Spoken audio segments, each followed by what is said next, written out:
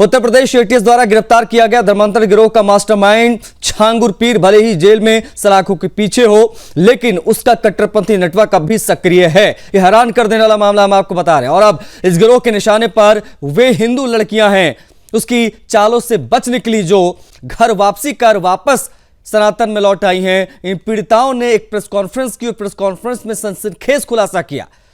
जब उन्होंने धर्मांतरण छोड़कर अपनी जड़ों की ओर वापसी की, तभी से उन्हें पाकिस्तान के नंबरों से अलग अलग धमकी भरे कॉल्स मैसेजेस आ रहे हैं। मतलब नेटवर्क पूरी तरीके से सक्रिय है।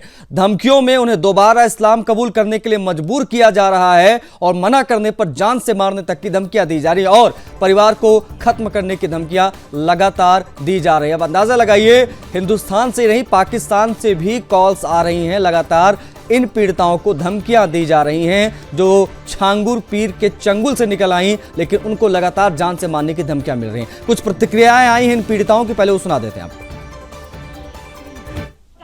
वहाँ जाने के बाद पता चलता है ये हिंदू नहीं मुस्लिम है। इनका एक आईडी कार्ड होता है, जैसे हमारा आधार कार्ड है, और इन्होंने तुरंत छंगुर को कॉल किया। लड़की आ चुकी है, मैं आपको बता चुकी हूँ पहले ये बात कि इन्होंने ये बोला कि लड़की आ चुकी है, उसका धर्म परिवर्तन। वहाँ पे बदर अख्तर सिद्दीकी मैं पहचान सकती हूँ, यंग लड़का है, वो मॉडलिंग करता है और वो ऐसे ऐसे लोग बचाते हैं। जो राजू राठौर जो बना हुआ है, उसका नाम रियल वसीम खान है, ये इनके एजेंट है। और गाँव गाना खंडी के अंदर भी इसके गुर्गे हैं। और यहाँ से देवबंद के अंदर से जहाँ फतवा जारी होता है, वहाँ पे मुरादाबाद, मुजफ्फरनगर, इनके यहाँ पूरा रैकेट फैला हुआ। पूरा यूपी जो है मिनी पाकिस्तान बन चुका आज के डेट में। और जो हमारे बहादुर हिंदू राष्ट्रविद विश्व रक्षा दल के परिषद जो हिंदुओं की आवाज उठाते हैं, हिंदू बहन बेटियों को बचा रहे गोपाल राय जी, आज उनको वो जान से मारने का उन्होंने टारगेट कर लिया। उनको क्या पुलिस प्रशासन मौन रहेगी इस बात पे? हम मर गए, हमें कोई गम नहीं। अगर हमारा नेता जिंदा रह गया, हमारी हजारों बहन बेटियां जिंदा रहेगी, हजारों बहन बेटियां इनकी चुगल से बचेगी। मैं सरकार से विनती करती हूँ, हाथ जोड़ के बचा लीजिए इन्हें। बाबा छांगुर बाबा है जो हजारों लोगों का धर्मांतरण किया है, तो मुझे विश्वास नहीं हुआ। मैं 24 जून को मैं जाता हूँ सीधे उतरौला थाना के अंतर्गत जो मधुपुर गांव है। बाबा का इतना विशाल कोठी देखने के बाद मुझे पता चला कि एक भिखारी पीर आदमी इतनी बड़ी दौलत कैसे खड़ा कर सकता है। और हमारे साथ लगभग 150-200 कार्यकर्ता भी हमारे थे। तो वहाँ कुछ दबी जुबान से लोगों ने सारी बात बताना शुरू किया कि साहब ये तो कुछ नहीं है, ये पूरा नेटवर्क फैला हुआ है पूरे भारत में, हजारों लोगों का इसने धर्मांतरण कराया है। और ये बात खुलती खुलती चली आ रही है। जैसे मैंने अभी आपको दिखाया कि एक ऐसा व्यक्ति मेरठ का रहने वाला है जो एक जाकर के विदेश में बस गया है, और इसका नाम भी हमने आपको बताया कि ये देखिए ये चेहरा है इसका।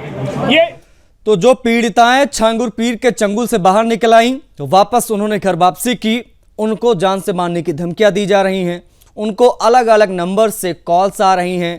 वो हिंदुस्तान के अंदर बैठे तमाम जिहादी कॉल कर रहे हैं। विशेष तौर पर इसका जो पूरा नेटवर्क सक्रिय है छांगुर पीर का, उधर से कॉल्स आ रही हैं, पाकिस्तानी नंबर से कॉल आ रही हैं, गल्फ कंट्रीज से कॉल आ रही हैं और लगातार धमकियां दी जा रही हैं। बाकी आप समझ सकते हैं छांगुर पीर का नेटवर्क कहां कहां तक फैला हुआ था। एक पीड़िता हमारे साथ सीधा कनेक्ट हो गई हैं, उनसे हम जुड़ने की कोशिश करते हैं, उनसे हम बातचीत करने की कोशिश करते हैं, क्योंकि इन पीड़िताओं की आप बीती जब निकलकर सामने आएगी तब आप बेहतर तरीके से समझ पाएंगे कि एग्जैक्टली किस प्रकार से इनको अपने चंगुल में इस छांगुर पीर ने फंसाया और कैसे ये बचकर आई। तो जो पीड़िता इस वक्त हमारे साथ, मैं चाहूंगा उनको स्क्रीन पर लेकर आया जाए।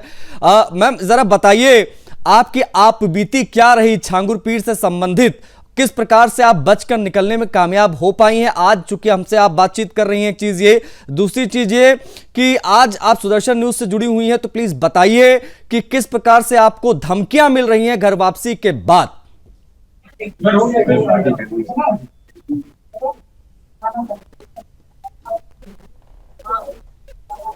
मेरी आवाज मिल रही मैम आपको?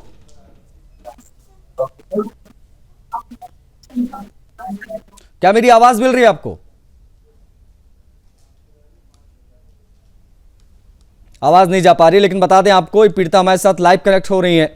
बता आपको ये दें कि ऐसे तमाम पीड़िताएं हैं, क्योंकि संख्या हजारों की है। ये ऐसा 2, 4, 5 धर्मांतरण का मामला नहीं है, ये पूरा नेटवर्क था, पूरा ये गिरोह सक्रिय है पूरे देश में और विशेष तौर पर उत्तर प्रदेश में।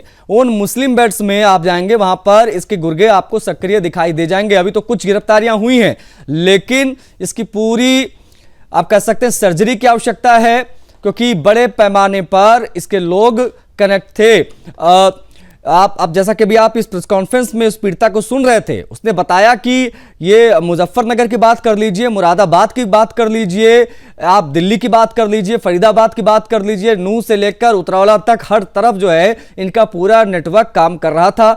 छांगुर पीर इनका सरगना था, इनका नेता था, और ये जो है इन तमाम लोगों को इकट्ठा करता था और कन्वर्जन्स के लिए सभी को प्रेरित करता था। और बता आपको यह दे कि बड़े पैमाने पर सिख नेटवर्क में लोग शामिल थे, उनकी गिरफ्तारियां होना अभी बाकी है।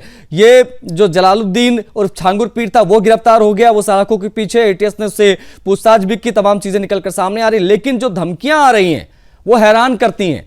ये जो आप तस्वीरें देख पा रहे हैं ये प्रेस कॉन्फ्रेंस की है, जिन्होंने इनकी घर वापसी कराई उनको भी धमकियां आ रही हैं और पीड़िताओं को लगातार धमकियां तो मिल ही रही हैं।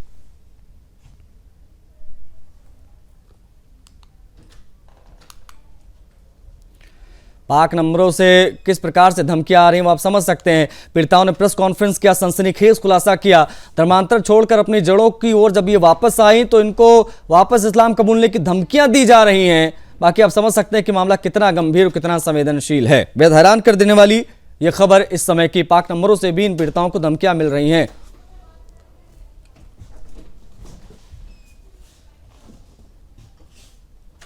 जिन्होंने इनकी घर वापसी कराई उनको भी धमकियां मिल रही हैं और इन पीड़िताओं को लगातार टारगेट किया जा रहा है। आपको बता दें, पाक नंबरों से बेटियों को जान से मारने की धमकियां दी जा रही हैं। छांगुर पीर गिरफ्तार हो गया लेकिन उसका नेटवर्क सक्रिय है, इसलिए हम कह रहे हैं कि प्रॉपर सर्जरी की आवश्यकता है, कोई भी बचना नहीं चाहिए, क्योंकि लगातार इस पर रिएक्शंस आ रहे हैं। गजवाए हिंद की तरफ किस प्रकार से ये जिहादी कट्टरपंथी सक्रिय हैं वो आप इन खबरों के माध्यम से देख सकते हैं, समझ सकते हैं मामला कितना संवेदनशील है और किस प्रकार से भी और ज्यादा कार्रवाई की इसमें आवश्यकता और ज्यादा कड़े और बड़े एक्शन की आवश्यकता है।